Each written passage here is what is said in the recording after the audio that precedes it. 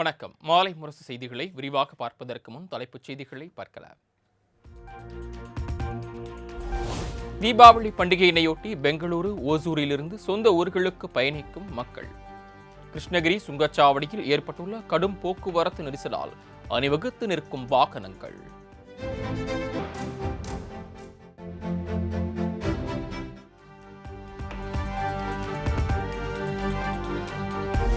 தீபாவளியை முன்னிட்டு சென்னை தியாகராய நகரில் புத்தாடைகள், பட்டாசுகள் வாங்க அலைமோதும் மக்கள் கூட்டம். தொடர்ந்து பெய்து வரும் கனமழையினையும் பொருட்படுத்தாமல் ஆர்வத்துடன் பொதுமக்கள் தீபாவளி பர்ச்சேஸ்.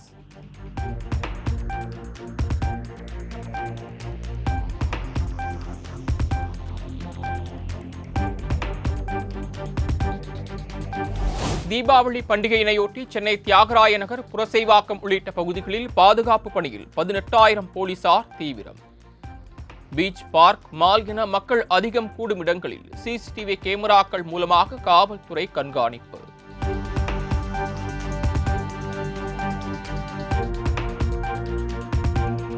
தீபாவளி திருநாளையொட்டி திருச்சி பெரிய கடை வீதி, சிங்காரத்தோப்பு உள்ளிட்ட பகுதிகளில் குவிந்த ஆயிரக்கணக்கான மக்கள். பட்டாசு, புத்தாடை, வீட்டு உபயோகப் பொருட்களை ஆர்வமுடன் வாங்கிச் சென்ற மக்கள்.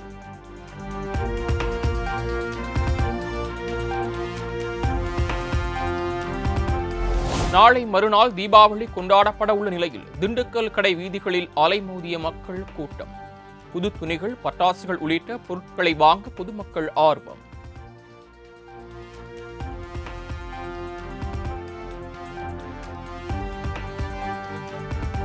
உத்தரகாண்ட் மாநிலம் பத்ரிநாத் கோயிலில் களை கட்டிய தீபாவளி கொண்டாட்டம். மலர் அலங்காரம் உள்ளிட்ட முன்னேற்பாடு பணிகள் தீவிரம்.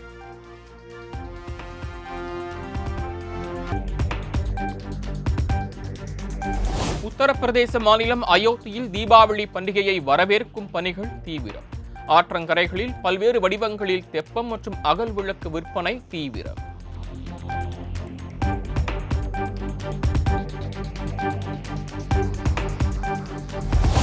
தீபாவளி பண்டிகையை கொண்டாட சொந்த ஊர்களுக்கு படையெடுத்த மக்களால் பரனூர் சுங்கச்சாவடியில் கடும் போக்குவரத்து நெரிசல். தொடர்ந்து மழை பெய்து வரக்கூடிய நிலையில் வாகனங்களை இயக்க முடியாமல் வாகன ஓட்டிகள் அவதி.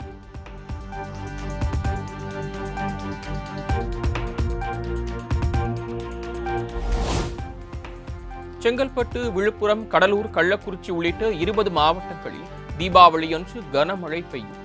சென்னை, திருவள்ளூர், காஞ்சிபுரம், வேலூர், ராணிப்பேட்டை உள்ளிட்ட 6 மாவட்டங்களில் 22 மற்றும் 23ஆம் தேதிகளில் கனமழைக்கு வாய்ப்பு இருப்பதாகவும் வானிலை ஆய்வு மையம் தகவல்.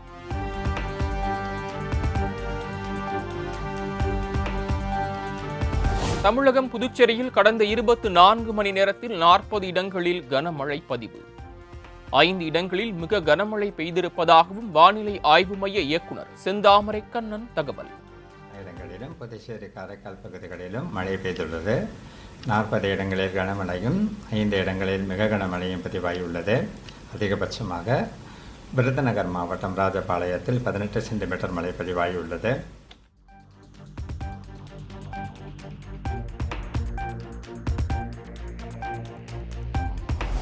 தென்கிழக்கு வங்கக்கடலில் வரும் 21ஆம் தேதி உருவாகிறது காற்றழுத்த தாழ்வு பகுதி. வரும் 23ஆம் தேதிக்கு பிறகு உருவாகும் என கணிக்கப்பட்டிருந்த நிலையில் முன்கூட்டியே உருவாக உள்ளதாக வானிலை ஆய்வு மைய இயக்குநர் செந்தாமரை கண்ணன் தகவல். மணி நேரத்தில் காற்றழுத்த தாழ்வு மண்டலமாக வலுப்பெறக்கூடும். மேலும் தெற்கு அந்தமான் கடற்பகுதிகளில் ஒரு வளிமண்டல மேலடுக்கு சுழற்சி நிலவுகிறது. இதன் காரணமாக அக்டோபர் 21ஆம் தேதி வாக்கில் தென்கிழக்கு வங்கக்கடல் பகுதிகளில் ஒரு காற்றழுத்த தாழ்வு பகுதி உருவாகக்கூடும். இது மேலும் மேற்கு வடமேற்கு திசையில் நகர்ந்து மேலும் வலுப்பெறக்கூடும்.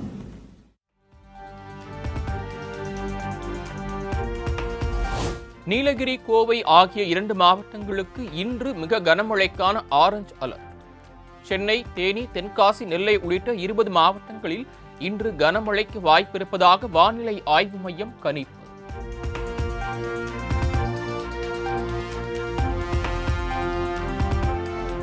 கோவை, நீலகிரி, ஈரோடு, திருப்பூர், தேனி உள்ளிட்ட 8 மாவட்டங்களில் நாளை கனமழை பெய்யக்கூடும். வரும் 24ஆம் தேதி வரை தமிழகம், புதுச்சேரி மற்றும் காரைக்கால் பகுதிகளில் கனமழைக்கு வாய்ப்பு இருப்பதாக வானிலை மையம் அறிவிப்பு.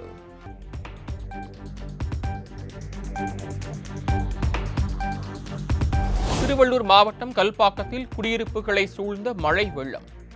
நரிக்குறவர் சமூக மக்களின் குடியிருப்புகளை மழைநீர் ஆக்கிரமித்ததால் கடும் பாதிப்பு.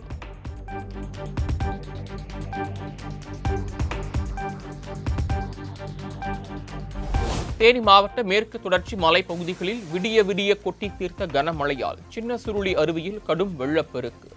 பாதுகாப்பு தடுப்பு கம்பிகளை சேதப்படுத்தி படிக்கட்டுகள் வழியே ஆர்ப்பரித்து கொட்டும் தண்ணீர்.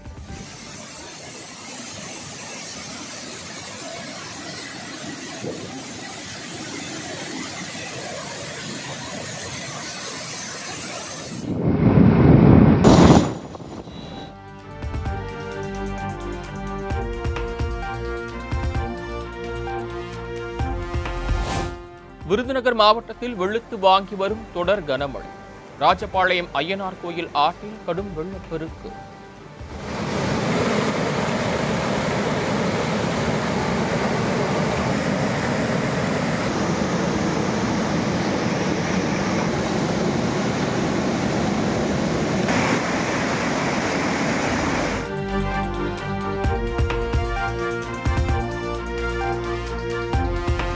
தென்காசி மாவட்டம் சுரண்டை அருகே வெளுத்து வாங்கிய கனமழையால் சிற்றாற்றில் பெருக்கெடுத்த வெள்ளம்.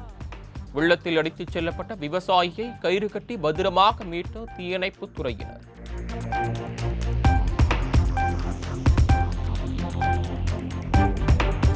வெளுத்து வாங்கி வரும் கனமழையால் கன்னியாகுமரி மாவட்டம் கோதை ஆற்றில் வெள்ளப்பெருக்கு.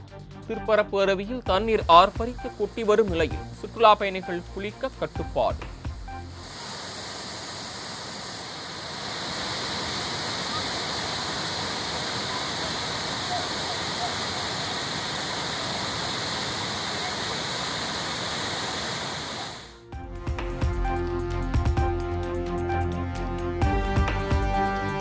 தேனி மாவட்டத்தில் பெய்த தொடர் கனமழையால் வைகை அணைக்கு நீர்வரத்து 20,000 கன அடியாக அதிகரிப்பு. அணையின் நீர்மட்டம் 4 மணி நேரத்தில் 3 அடி உயர்ந்து 65 அடியாக அதிகரிப்பு.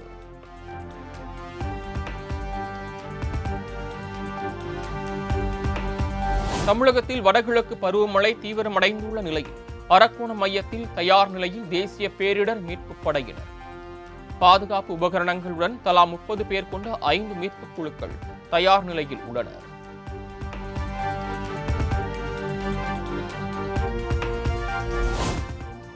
கேரளாவின் பல்வேறு பகுதிகளில் பெய்து வரும் கனமழையால் மக்கள் கடும் அவதி. பல்வேறு இடங்களில் வீடுகளுக்குள் வெள்ளம் புகுந்ததால் பொதுமக்கள் சிரமம்.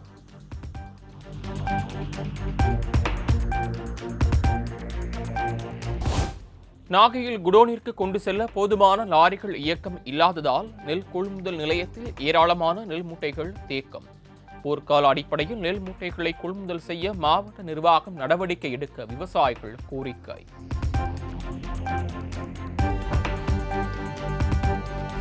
நாகையில் 10 நாட்களுக்கு மேலாக விவசாயிகளிடம் நெல் கொள்முதல் செய்யாமல் காலம் தாழ்த்தி வரும் திமுக அரசுக்கு பாஜக மாநில தலைவர் நயினார் நாகேந்திரன் கண்டனம்.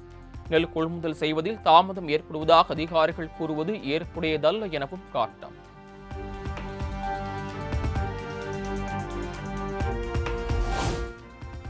வரும் 28ஆம் தேதி முதலமைச்சர் மு.க. ஸ்டாலின் தலைமையில் என் வாக்குச்சாவடி வெற்றி வாக்குச்சாவடி பயிற்சி கூட்டம் மாமல்லபுரத்தில் நடைபெறும் என திமுக பொதுச் செயலாளர் துரைமுருகன் அறிவிப்பு.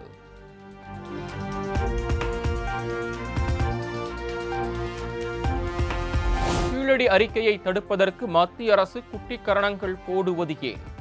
பாஜக கூட்டணிக்கு வந்த பின்பு ஊழல்வாதிகள் வாஷிங் மெஷினில் வெளுப்பது எப்படி எனவும் முதலமைச்சர் மு.க. ஸ்டாலின் சரமாரி கேள்வி.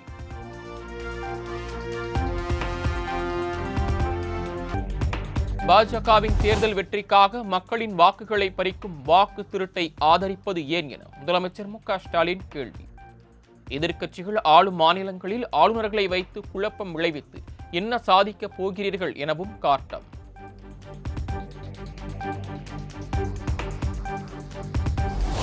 திருச்சியில் அமையவுள்ள தந்தை பெரியார் உலக கட்டுமான பணிகளுக்கு 1,70,00,000 நிதி திராவிட கழக தலைவர் வீரமணியிடம் நேரில் வழங்கினார் முதலமைச்சர் மு.க. ஸ்டாலின்.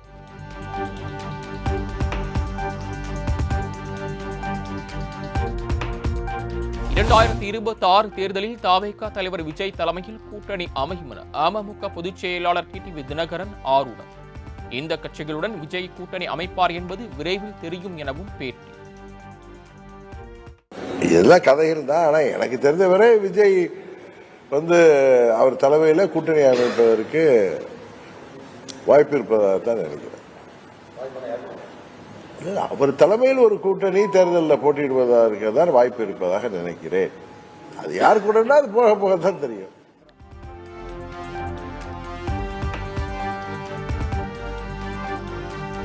இந்த ஆண்டு கட்சி சார்பில் தீபாவளி பண்டிகையை கொண்டாட வேண்டாம் என நிர்வாகிகள் மற்றும் தொண்டர்களுக்கு தாவேகா தலைமை வலியுறுத்தல்.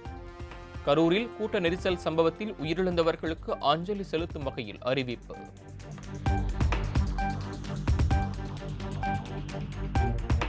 கரூர் வழக்கை விசாரித்த சென்னை உயர்நீதிமன்ற நீதிபதியை விமர்சித்த விவகாரம்.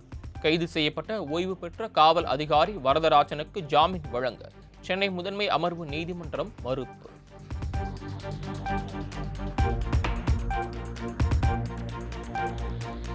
சினிமா தயாரிப்பாளர் ஆகாஷ் பாஸ்கரன் தாக்கல் செய்த நீதிமன்ற அவமதிப்பு வழக்கு. அமலாக்கத்துறை மேல்முறையீட்டு ஆணைய தலைவர் பதிவாளர் நேரில் ஆஜராக சென்னை உயர்நீதிமன்றம் நோட்டீஸ்.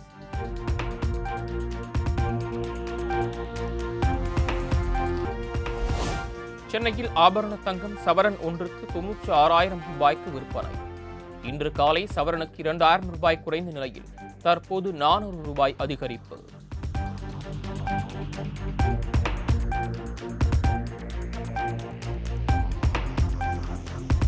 ஜிஎஸ்டி குறைப்பால் நாட்டில் பணவீக்கம் குறைந்துள்ளதாக மத்திய நிதியமைச்சர் நிர்மலா சீதாராமன் பெருமிதம்.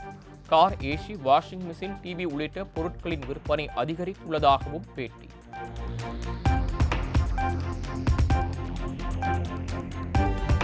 ஜிஎஸ்டி வரி குறைப்பின் பலன் நாட்டு மக்களுக்கு நேரடியாக சென்றுள்ளது.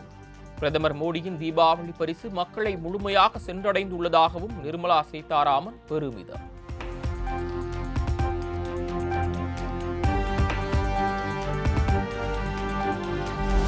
ஜிஎஸ்டி வரி குறைப்பால் மக்கள் அன்றாடம் பயன்படுத்தும் 54 பொருட்களின் விற்பனை அதிகரிப்பு. செப்டம்பர் மாத ஹீரோ மோட்டார்ஸ் விற்பனை உயர்ந்துள்ளதாகவும் நிதியமைச்சர் நிர்மலா சீதாராமன் தகவல்.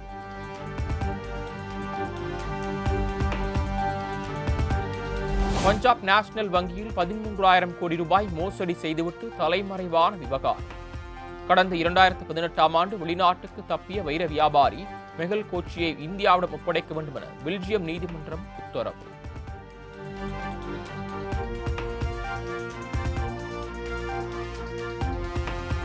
இந்தியாவில் தயாரிக்கப்பட்ட அதிநவீன பிரம்மோஸ் சூப்பர் சோனிக் ஏவுகணை 500 கிலோமீட்டர் தூரம் கடந்து எதிரிகளை தாக்கும் ஏவுகணையை நாட்டுக்கு அர்ப்பணித்தார் மத்திய பாதுகாப்புத்துறை அமைச்சர் ராஜ்நாத் சிங்.